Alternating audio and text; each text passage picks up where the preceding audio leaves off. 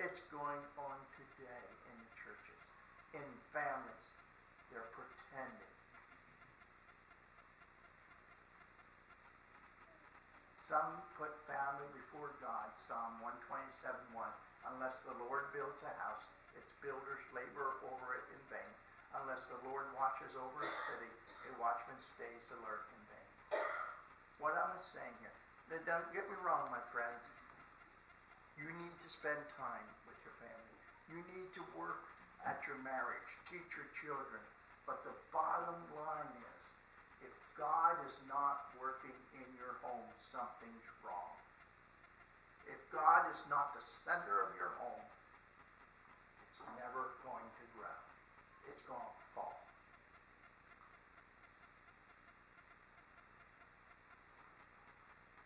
God needs to be first.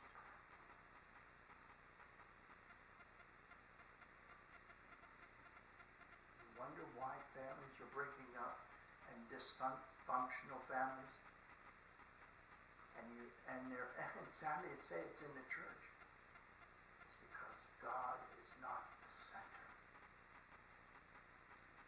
If you want your children to be and to follow God, my friends, then moms and dads need to have a real relationship with Jesus Christ.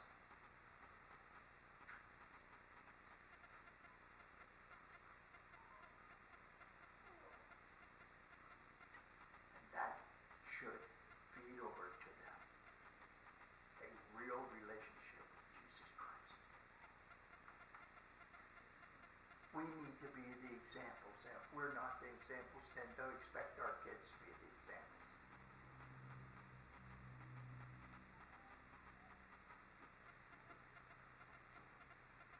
Some thought, like the world, even today, those who believe that if they only have the right spouse, the right job, the right house, car, whatever, you fill in the blanks, wherever you want to fill in, you'll be happy. I just talked about being happy. What is happy? You know, sadly to say, so many of us try to model our homes and our families after the TV shows. It just, Father knows best is going out the window. Leave it to Beaver has left. Kardashians, or another one. You know, sadly, we sit and we watch these shows on TV. We start thinking like the world. You know, Days of Our Lives, ruination of a lot of families. One Day to Live, or wherever, Sands of Sex, wherever.